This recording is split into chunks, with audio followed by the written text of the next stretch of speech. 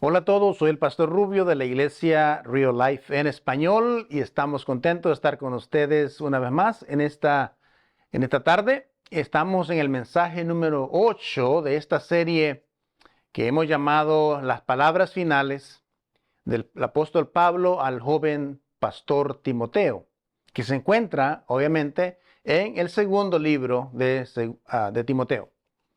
En esta serie hemos hablado ampliamente del encargo que el apóstol Pablo le hace a Timoteo. Recordemos que son realmente sus últimas palabras. Él está prácticamente en la línea, en la fila para ser ejecutado por decapitación, según lo que entendemos en la escritura, fue decapitado. Entonces él está en esta situación tan compleja. Hay mucha incertidumbre también en el apóstol Pablo, pero hay una gran confianza y una gran seguridad en este hombre de Dios. Entonces él va a hablar y va a dar estos encargos, estos pequeños encargos a Timoteo. Ahora bien, si nosotros volvemos un poquito hacia atrás, porque el encargo que hoy le hace el apóstol Pablo a Timoteo es recuerda a Jesucristo. Esa es la respuesta, el encargo, perdón, que le está dando el apóstol Pablo a Timoteo. Entonces, si nosotros volvemos un poquito hacia atrás en la historia de estos episodios, en la historia de la vida de Jesús, por ejemplo, sabemos que Jesús, él seleccionó 12 apóstoles para que fueran sus discípulos. Y a medida que pasaban los días y los años, los discípulos y la gente alrededor, ellos podían ver que había algo diferente en Jesús, que hacía milagros y hacía cosas, la forma en cómo enseñaba era diferente, hablaba, dice la Escritura, como quien tiene autoridad. Y todas estas cosas se estaban dando en el entorno de sus discípulos, ellos podían ver esto.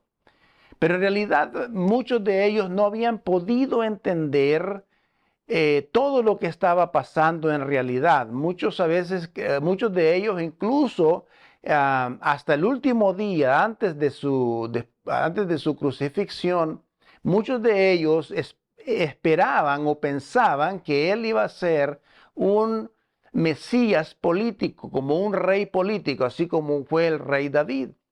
Entonces, ellos no entendían mucho esto, aún así, cuando Jesús siempre les hablaba de que su reino no era de este mundo. Entonces, de alguna forma, ellos no podían entender, y Él está presente, obviamente, en esta enseñanza, y todos lo reconocían, la gente reconocía que había algo extraordinario, pero los meros allegados, las personas allegadas a Él, todavía muchos de ellos no habían entendido qué se refería con el Mesías. Más adelante entendemos que es el hijo del hombre que vino a morir y a quitar el pecado del hombre, ¿verdad? Entonces, todas estas cosas se habían dicho, pero los allegados a Jesús obviamente no lo habían entendido. Entonces, pensando en eso, usted imagínese la gran sorpresa que ellos se llevaron cuando Jesús fue arrestado. Cuando Jesús fue arrestado y posteriormente fue crucificado. Aquel que había mostrado poder sobre todas las cosas, que había levantado a muertos, que había incluso dado vista a los ciegos, todos los milagros que están documentados en los evangelios. Ahora de pronto estos hombres, 11 discípulos, 12 discípulos, están viendo a su maestro, a ese ser humano que ha sido arrestado y está colgado en una cruz. Luego lo entierran y luego surge la maravillosa evento de la resurrección, donde ahí es donde está basada obviamente toda nuestra fe, y el cristianismo está basado en ese evento. Entonces, cuando pensamos en eso, obviamente que ellos tuvieron grandes sorpresas y quizás muchas veces tuvieron problemas en entenderlo. Pero de una forma u otra, Jesús se aparece a sus discípulos después de su resurrección.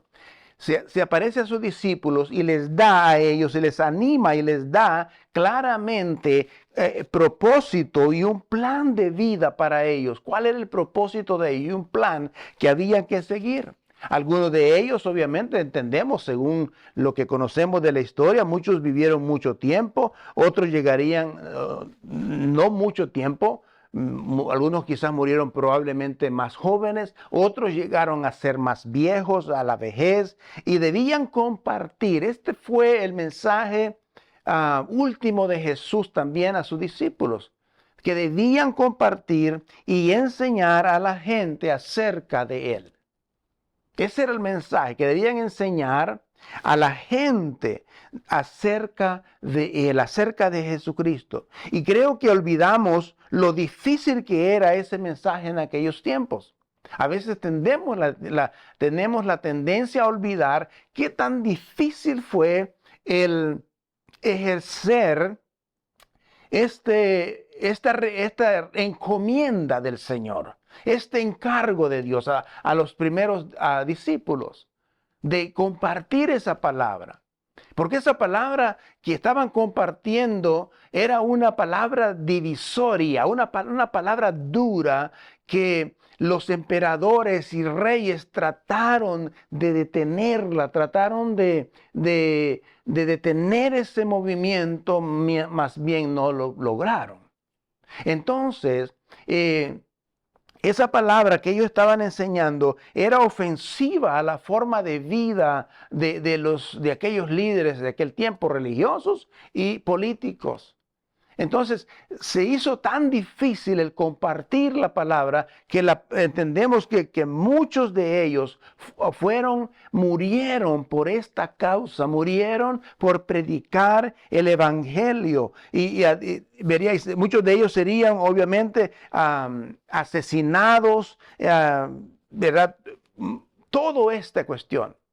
De pronto nosotros vemos ahí en las Escrituras, en el libro de Hechos, de que en una sola predicación, por ejemplo, dice la Biblia, que hubieron más de 3.000 convertidos, en otra vez hubieron 5.000. Ahora, no fueron solamente esos los que se convirtieron en ese tiempo. Obviamente había mucha gente, millares, dice la Biblia, que se acercaban al Señor. Ahora, si llevar este mensaje, ir a todas partes del mundo, proclamarlo, o sea, ¿quién pensaría ahora en esto de que nosotros quizás estamos aquí y tenemos la bendición e incluso de tener la misma palabra porque estas personas fueron fieles y dieron su vida, la mayoría? Algunos que incluso trataron de llevar la palabra o de traducir la palabra, fueron asesinados. Aún en el día de hoy hay gente que está siendo asesinada por creer, por sus creencias. Ahora, la palabra, como dijimos, no siempre fue bien recibida. No siempre fue recibida. Fue rechazada por muchas personas, la palabra de Dios. Y eso ponía al mensajero en peligro de muerte, en peligro de ser asesinado.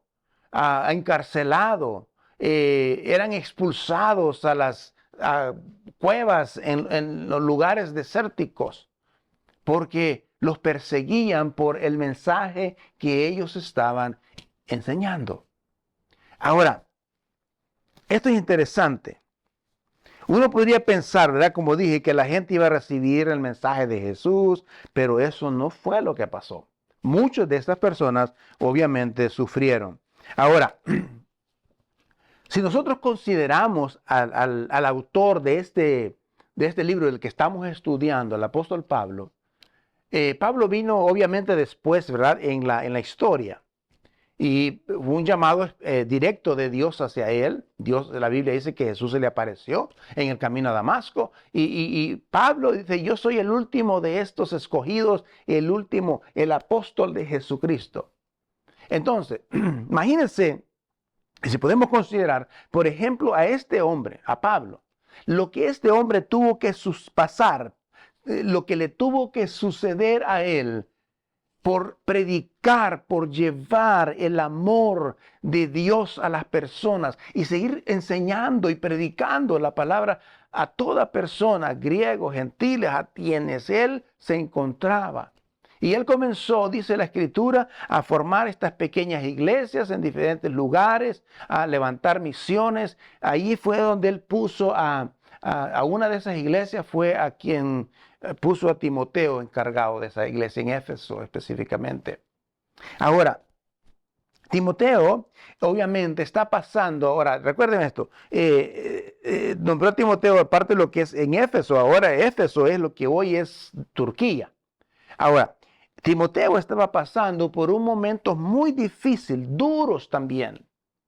La vida de los creyentes en ese tiempo no era fácil. Entonces Timoteo estaba pasando por momentos muy difíciles, muy duros en su trabajo como pastor o como líder de la iglesia. Tuvo que incluso expulsar gente de la iglesia porque estaban enseñando doctrinas erróneas.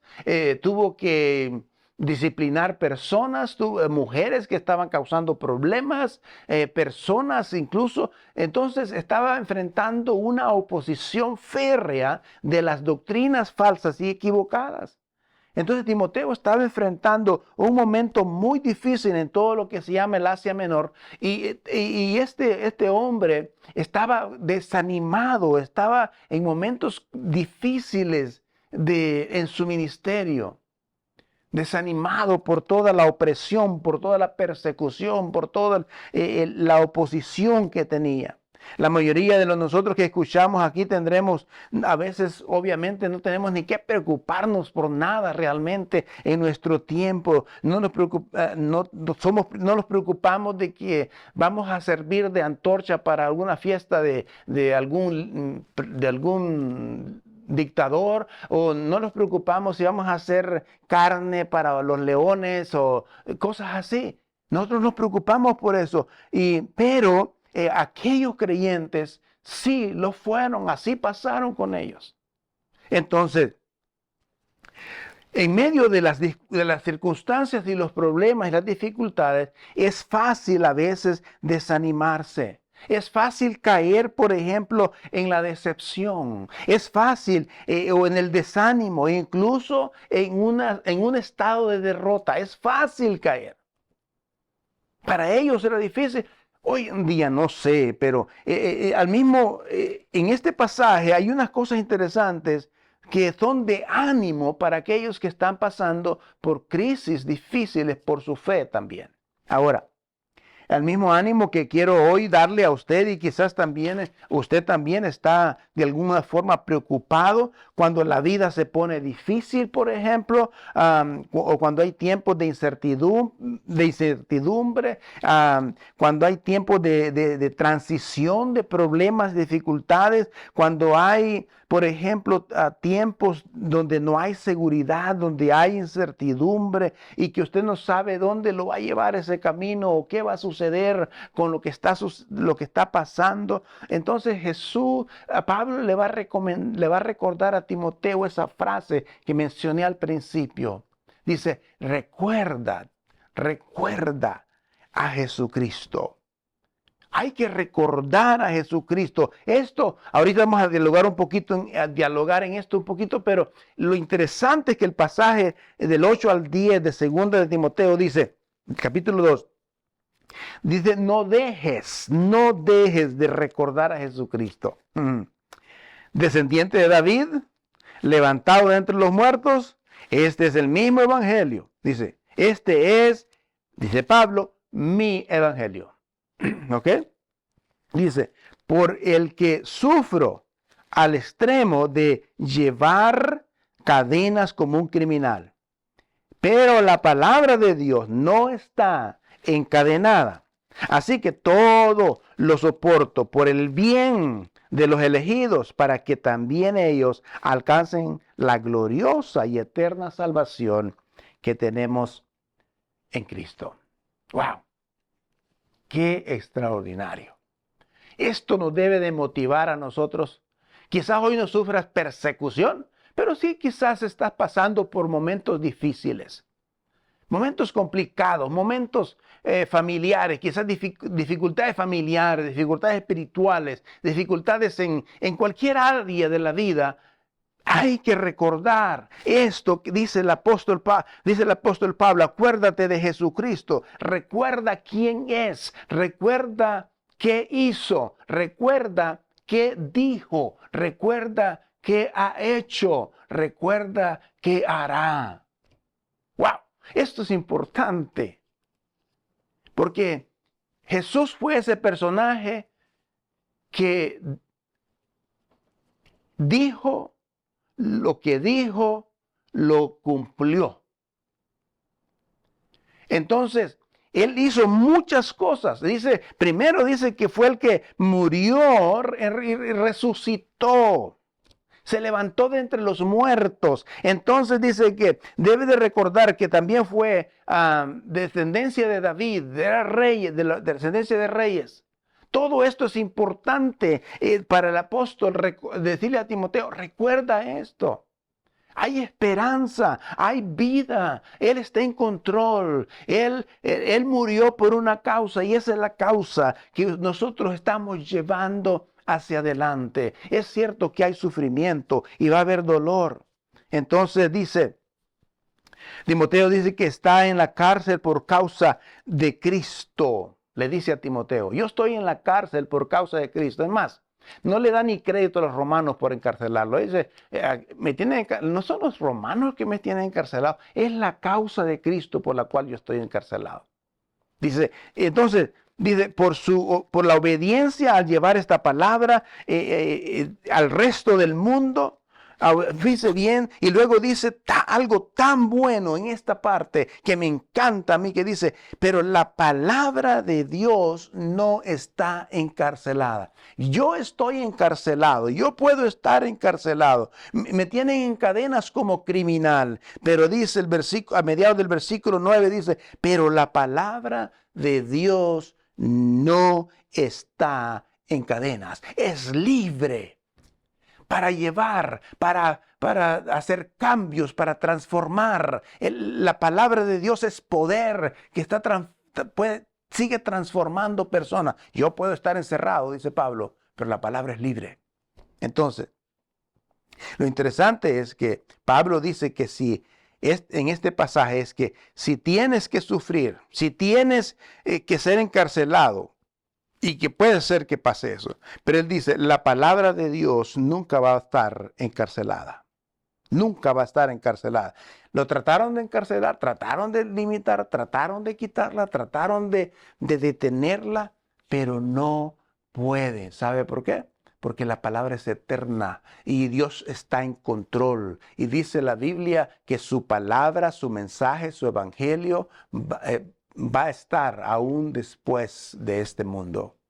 Entonces, todas las cosas pasarán, mas su palabra no pasarán. Entonces, ¿cuál es la razón? La razón principal de llevar este evangelio, obviamente era para que aquellos que no conocían de Cristo pudiesen conocerlo, que pudieran experimentar ese amor, ese cambio, que pudieran experimentar esa transformación que trae el evangelio de Cristo. Así que en este pasaje vemos por lo menos unos 4 aspectos importantes que vamos a ver.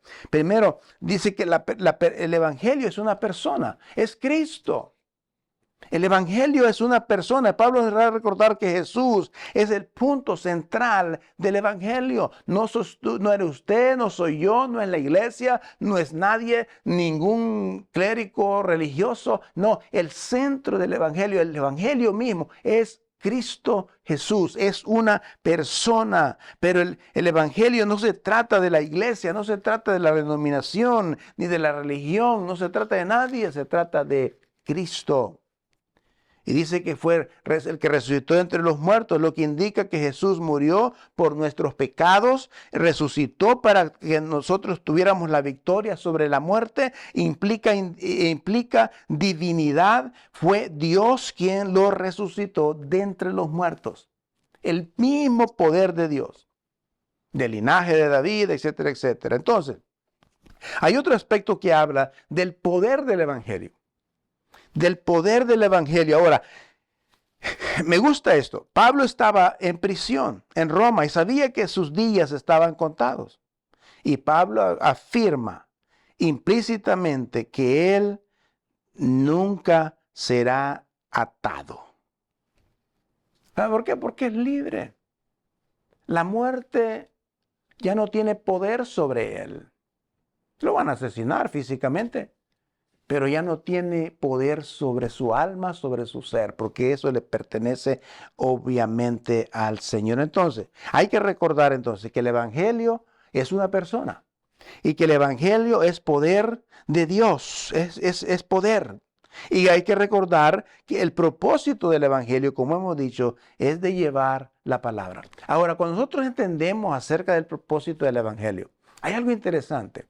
Una persona no puede entender el propósito del Evangelio hasta que se da al Evangelio. Por ejemplo, Pablo entendió el propósito del Evangelio y por eso él decía, yo no me importa de estar en cadenas y haber sufrido lo que sufrí o pasado lo que haya pasado, porque yo entendí cuál es el propósito del Evangelio.